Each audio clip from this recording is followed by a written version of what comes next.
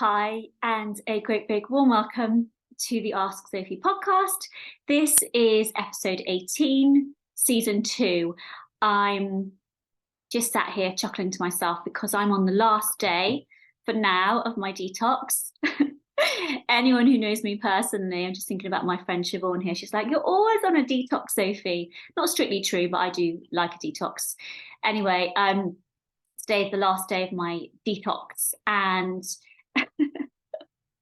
actually, if Daniel listens to this or watches this, then he would attest to the fact that I have like this crazy noisy tummy, which I always used to think like maybe there was something wrong with me, but I've come to realize or think or imagine, and just don't tell me if it's wrong because this is working for me, that actually I think this might be a positive thing in the fact that my gut works really well.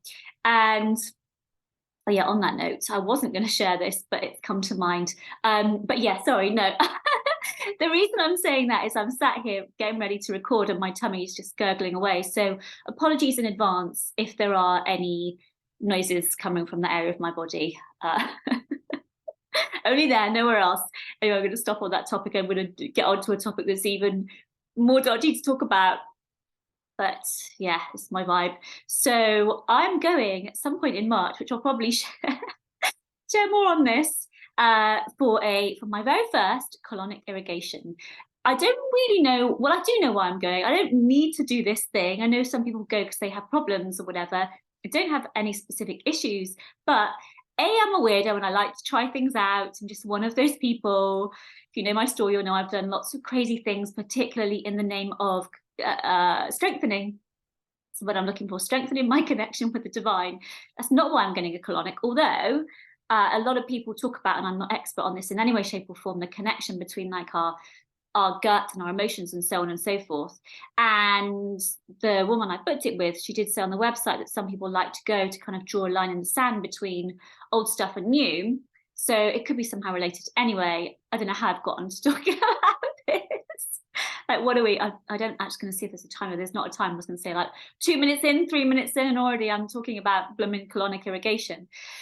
Anyway, yeah, that wasn't meant to be a behind the scenes, but it sort of kind of is. So I'll let you know how that goes. I just thought to myself how my son said to me, Vincent, over the weekend, I think it was, like, don't you hate it when like your chair makes a funny sound or your foot and it sounds like a fart and then you just can't replicate that sound?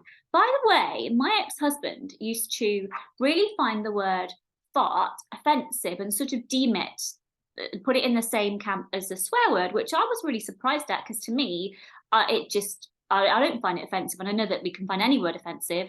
Again, I'm self-pieced here. But yeah, do you, are you in that camp? Let me know. All right, I am going to get to the topic at hand in a moment. Before that, I'm going to pick us a page from Love Notes like I always do. I might share a little bit more behind the scenes. Maybe you've had enough. I don't know. Let's see what I feel like doing. Then I'm going to talk all on this topic of flipping the script, of reframing. You'll probably know that I finished the launch on the pre-sale of my course that I've been just working my backside off on, putting so much of my heart and soul into this, called Reframe. So it's something that has been on my mind for a long time anyway, because it relates to who I am and what I do, but it's been even more prominent in terms of my thoughts these last weeks. And so I'm really excited to share some of those thoughts, some of my favorite reframes. I can't remember. I'm like, have I done a podcast on this or something similar before? I actually don't know.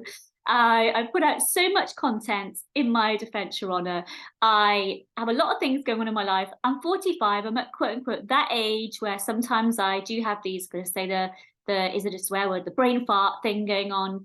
But yeah, anyway, I'm going to share some super cool stuff with you today. But before I get to that, I'm going to pick us a page from Love Notes. Let's see what comes up today. Page 65. Let me love you. Let me hold you. Let me light up your darkest moments. This is my ever-present, omnipresent, eternal prayer. Let me love you. Let me hold you. Let me light up your darkest moments. This is my ever-present, omnipresent, eternal prayer. By the way, if you have love notes, tell me, because every time I write you or your in love notes, I put a capital Y.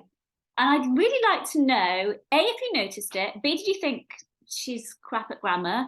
C, do you know why I did this? Because believe it or not, there is invariably method in my madness. Honest. Right. Oh, behind the scenes. So let me just say for now, these last 2 weeks have been a roller coaster, and I will share more on it, partly because it's been a roller coaster, partly because of doing the launch of Reframe on pre-sale. That was an idea, and I'll talk to this more, that in future. In the future. That was an idea, an inspired idea, as I would refer to it, that came to me. I want to say it was like around Christmas time. And all of a sudden I was like, and like I said, I'll speak more to this in future episodes. It came to me like, whoa, I want to do this thing. And like wild horses just, is that the same? Wild horses couldn't stop me? Or, you know what, I don't know if I'm saying that right, but that thing, I was just champing at the bit. Do you know, by the way, it's not chomping at the bit, it's champing. I was saying this to Daniel the other day. Most of us think it's chomping, and it isn't. I Googled this a while back because I'm weird about words and stuff like that. And it's not chomping, it's champing. And if you hear someone say champing and think that's weird, they're actually saying it right. Anyway, I was champing. God, I'm impressed I managed to remember my point then. I was champing at the bit to get this content out. And it happened really quickly. And so basically last week was busy because I was getting everything ready for the pre-sale, and then managing that, and then marketing it, and looking after the kids and thinking about stuff to do with house move. By the way, that looks like it's going ahead at the end of the month. If you care, if you're at all invested. It's like, I don't care, Zofie, shut up, just get on with helping me with my mindset and manifestation. Thanks very much. But if you care, it will be, hopefully, all being well, end of Feb, possibly start of March. I don't know, but everything is going along nicely at the moment. And it's funny because I was saying to someone earlier, energetically, I've already moved out of this house, of this home, and into the flat, into that home. And I know that the physical always follows the energy, and it's already done. So I'm just like wishing the new people that move into my home now all the best, and hope that it gives them what they want, and kind of blessing it for them, and also blessing the flat for me and my kids and Daniel and his kids, and any of, you know, my friends, family, whatever, that come there. So it's interesting that I can feel this shift, the same as I can feel a shift with myself financially. And I'll talk more about that again in future episodes. So I've got something stuck in my tooth, in case you think, what are you doing, silly woman, which will mean nothing if you're just listening. So for those of you that are watching on YouTube. So yeah, I will update you on that. But basically the last 2 weeks, my behind the scenes have been a roller coaster, and I will share more on this in the coming weeks, because some of what was happening impacts, relates to, what's the right word? Yeah, involves, that's it, other people, and I don't have their permission to speak to it yet. That's why I won't say more. But there was a lot going on, and it was this kind of emotional roller coaster, and I will share on that in yeah, like I say, in future episodes. But it's been a time. I also want to say, actually, while I remember, thank you so much to those of you who have joined Reframe. Thank you to all of you. Thank you for listening. Thanks for being in my community, all that stuff. But obviously, an extra special big thank you to those of you who kind of trusted me, who supported me, who are really involved in my journey and let you be involved in your journey in this way, because I appreciate you so much. And like sending out the mugs to you guys gives me so much joy, thinking that you are, you know, my words are going into your ears and what's come from my heart is reaching yours and impacting you. I can't tell you how amazing that is. So thank you. Anyway, I'm going to shut up now because I'm just going on. I'm going all Essex then, didn't I? I want to shut up. I'm going to shut up now because I'm going on and I want to get to the content. If you're still with me, thank you. Okay, let's get to it. So today I'm talking about reframing. I'm talking about flipping the script. Sometimes I think about this or similar as turning that frown upside down. Okay, like kicking yourself out of a negative perspective into a positive one, out of victim mode, often, if not ultimately, if not always, into victor mode. And not Victor Mildrew, for those of you that remember. What was that called? I can't remember the program that he was in. Remind me if you're listening or watching. And you know, well, I don't want to say some mothers to have them, it's not that, but anyway, you know what I mean if you're my age or older. So because of getting the content out for Reframe, as I said at the start, I have been more focused on this idea of reframing. And by the way, something came to me this morning, which is really cool, that I haven't thought about for a while. But when I was training to be a hypnotherapist, we got taught that there's a part of the brain, and I think it's the conscious critical faculty, but I'm not sure if I've got this muddled up with another bit because it's a long time ago and I don't speak to this very often. But a part of the brain, we'll say it's the conscious critical faculty, that we got taught is kind of like, you can think of it as your inner secretary, okay? And so when something is important to you, when you want something, this part of your brain, it's in your subconscious, will help you out with that. And it aligns perfectly with how the universe works. I've said this before, but one of the things I love about the brain and neuroscience and hypnosis is that there's this dovetailing, this parallel between what that says and what law of attraction says, or the manifesting, the more woo-woo stuff. So you can really, in many respects, think about the subconscious and the universe as being one and the same. So I've been focused, which is, I think, what I'm doing the next episode on. What have I written here? Yeah, okay. I think I'm going to talk about this in the next episode, but ignore that. I've been focused on kind of bringing more ease into my life. And so when I was out doing something this morning, I was like, I need cat food. I don't need it like right now, but I'm going to need it soon. I can get this in the shop right next to where I am. Why don't I just nip in there now and get the cat food? And actually, there's two kinds of cat food I need, like the soft food and the hard food. And I wasn't even thinking about the hard food. And I went in there and I saw the hard food too. And I bought those two things, and it took me probably 3 or 4 or 5 minutes. I was already there. Put it in the boot of my car, sorted. The reason I'm telling you this is because my conscious critical faculty, that I'm not convinced it's that part of the brain, but anyway, whatever. The brain secretary, it's in your subconscious, basically. It's all you need to know. It reminded me, Zofie, you need these things, and you're focused at the moment. I'm focused at the moment on more, how can I bring more ease into my life? How can I be more efficient with my time, with what I'm doing? And this is what happens when you make something important to you, when you flag it, your subconscious will help you with ideas. You'll spot things. Oh yeah, at the right time, I need that cat food, or whatever it might be. This is the power of being calm and centered and focusing on what you want. Anyway, I don't know if that made any sense, but hopefully it did. So reframe. Really, the reason I called the course Reframe is because it speaks to the power in practicing this, the power in becoming competent, ultimately expert at flipping the script. And I've said this before, but for me, this is my zone of genius. Like, I know you can tell me something in an instant, I can switch it up. I can say, what about seeing it like this? How about we view it in this way? Have you thought about it like this?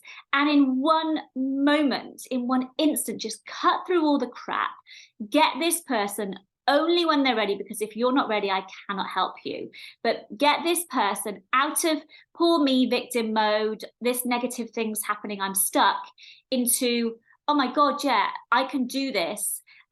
Focusing in a different way mode. So I'm sharing some of my favorite reframes and examples of flipping the script. So yeah, the first thing I want to say, and I've spoke to this a bit already, but I had an experience a while back with someone who I was in relationship with, and they were really upset about something, and this, that, and the other, and gone into poor me victim mode.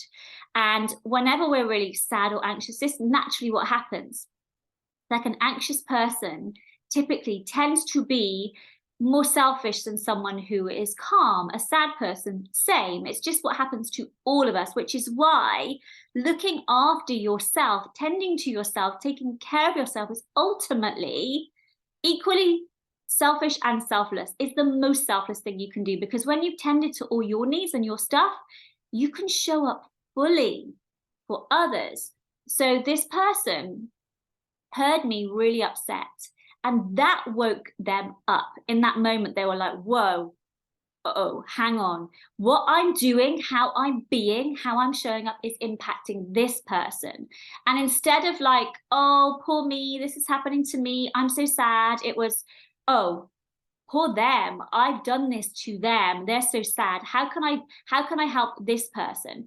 And I was having a conversation with a friend a while back that was similar, where they were feeling sorry for themselves about something and like really down. I was like, have you thought about the other person in this? And they were like, no, I never realized that.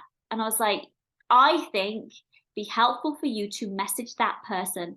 And I could feel this enormous shift in fact, this happened in both these instances, in that person's energy. I've talked about this when I talk about when times are sucky. If you can make it about someone else other than you, if you can flip it in that way, all of a sudden your whole demeanor and energy will shift. I remember actually, when I was training years and years ago, the guy who ran the clinic, his wife did some training with us, and she talked about how she was afraid of spiders. Not alone, obviously, right? But she was with her grandkids, I think. I seem to remember they had a property in France. And one of the grandkids, or she was with two of them, I forget, doesn't matter, were frightened of spiders, and there was a spider. Because she was more concerned with them than herself, she was able to deal with that spider without being afraid. Because it snapped her out of that victim, frightened, weak, pathetic, bleh, no one likes being in that mode, right? Mode, and into, this isn't about me. This isn't about me. I've spoken about this recently, can't remember where it was, but that flipping of the script, maybe it was last week in my, did I talk about what to do when things suck last week? Can't remember.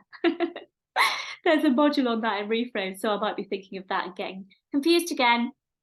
But when you make it about someone else, something greater than you, again, you always benefit from this. Like if you think about the lady with the spider example, that showed her, geez, you have the capacity to be around this thing that you're frightened of and not be frightened. What a gift that is. And that came on the heels of, as a result of her focusing her energy and her love and her attention outside of her. It's always you who gains when you give from this place of love with a full open heart. Always, always, always. So this is a cool one I want to share that actually came to me super recently, and I talked about this I think on Instagram, maybe somewhere else.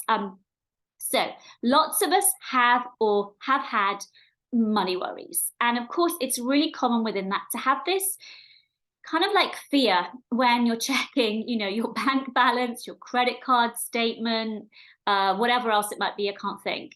And maybe we don't want to check it. We're like, oh, if I don't look at it, it won't be there, which of course is rubbish.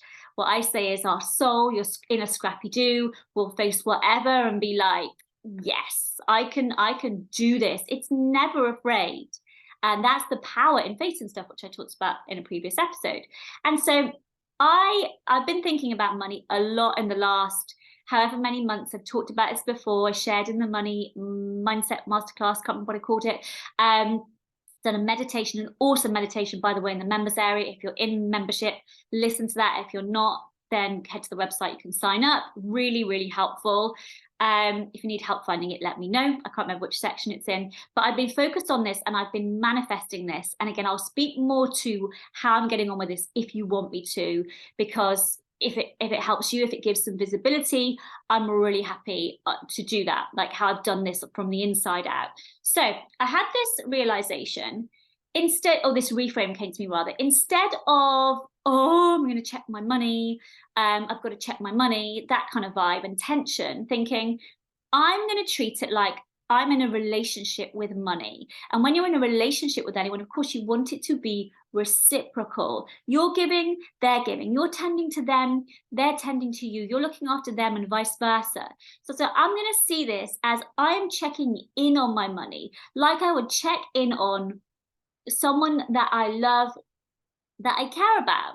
And I've made the shift. So now what I do every day when I look at my business bank account and I look at my personal bank account, I'm like, I'm checking in. I'm looking after this thing, this let's just call it this entity. But it's helpful to imagine that it is like a person in your life, that you're doing your bit, and it is able therefore to support you. You are loving it, you are appreciating it, and letting it do the same for you, exactly the same, like I say, as you would in a relationship. I think this is really freaking awesome and a powerful, simple but powerful and potent flipping of the script. So that's a cool thing to do with money. And similarly, our flipping bodies. Okay, I have just this last month done a meditation called, I think it's called Love Your Body, but I can't remember, for membership.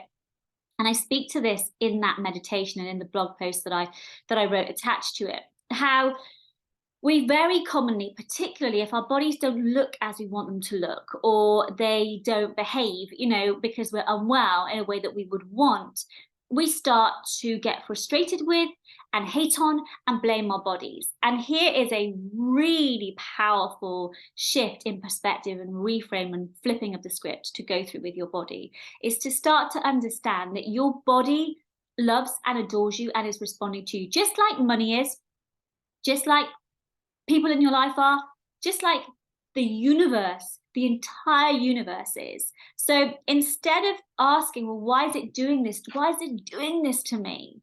It's like, why is it showing this to me? Like, what have I done that it is now responding to? And as I record this, I said earlier, I'm a 45-year-old woman. I always, say this a lot. I'm like half of 90. I can't believe that. But I'm definitely in that perimenopausal stage of life. And what I've seen with women in this kind of phase, particularly, I don't work so much with men, and obviously I'm not a man, so breaking news. I understand more about the female perspective on this. But I remember years ago, and I talked about this in my Musings on Menopause podcast episode, Christiane Northrup said, this time of life is a breakdown to break through. And all of the stuff that we have been brushing under the rug for years that never served us now is coming back, not to bite us in the bum, although you can see it that way, but we're having an opportunity to drop those things that were never serving you, and they particularly don't serve you now. And your loyal, loving body has been plodding along, doing the best it can with, there's sometimes junk food and stuff that we cram in our mouths and we don't eat, and we do all these different things, and we drink alcohol, and we get to bed later than is healthy for us. Like your body, instead of, like we say, I've got a bad knee or a bad back, which, it's just a word, but words have an impact, okay? That's why I'm so tough on people in my sessions when they're using unhelpful words. Like, your back's not bad, your knee's not bad, it loves you. It is innately and inherently what you'd more accurately call good and responsive. So it's like, not why is this happening to me? Why is this doing this to me? It's like, what is it showing you? What is it mirroring?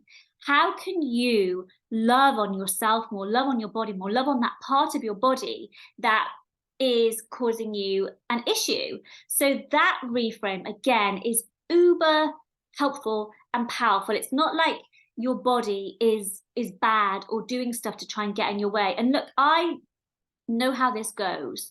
When I was growing up, I really detested how I looked. I also used to, I've talked about this before, I think, the thing that was the bane of my life, and actually I will do a podcast episode on this, I'm just thinking, because I think that'll be helpful, was that I used to blush really easily. And this caused me so much heartache, I can't even begin to tell you. I Googled, do you know that you can get an operation where you cut some I want to say vein, I don't know what it is, that stops you from blushing. And people have this operation, you have that chronic blushing because it is so debilitating.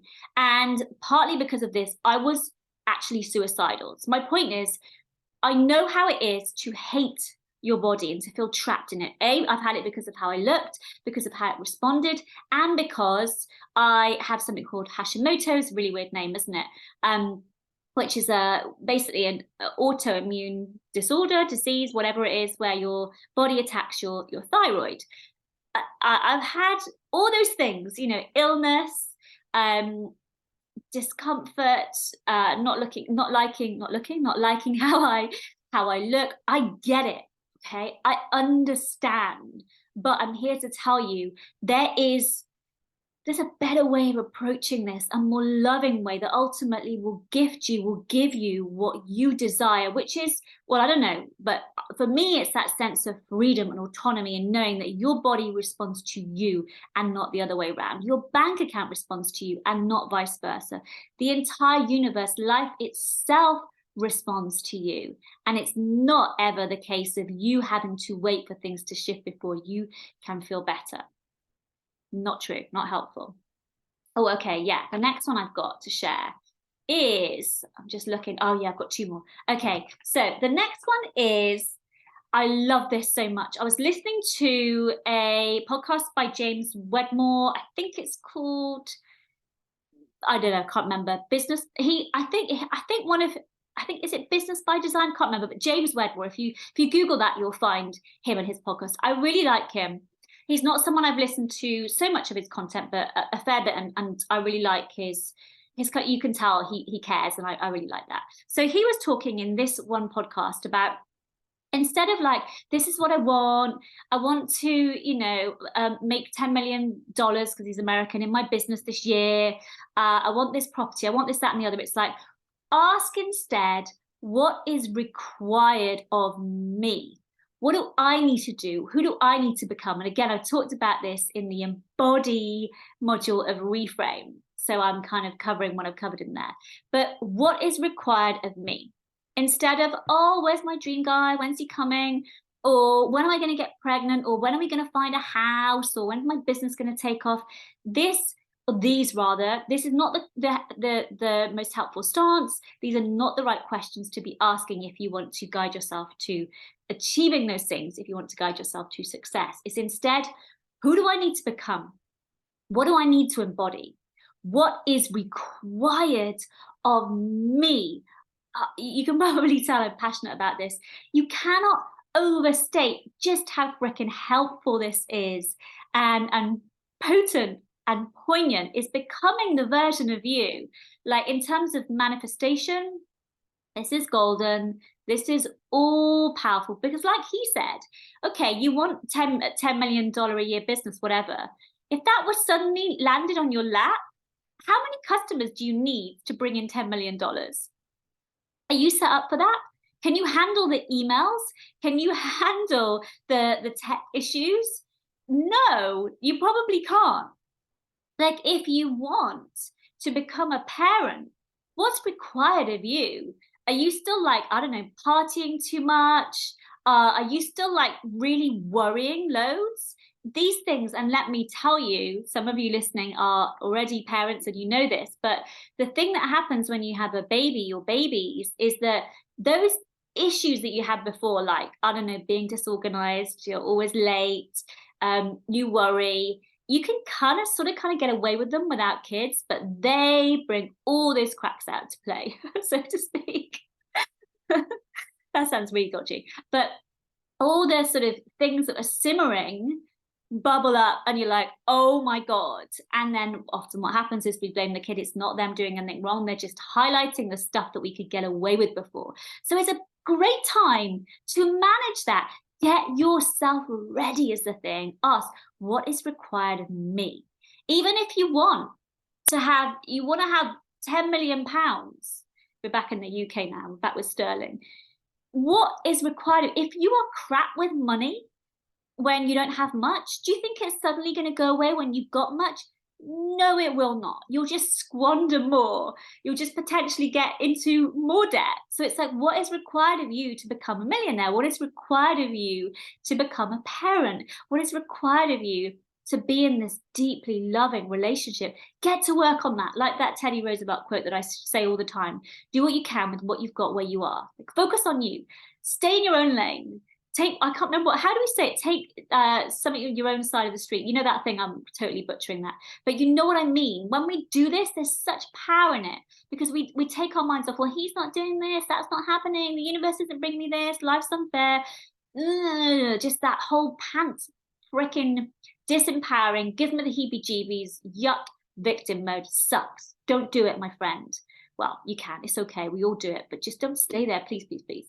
So yeah, the final one I want to share, if you've been with me more than a beat, you'll have heard me say this probably, but I'm freaking obsessed with this.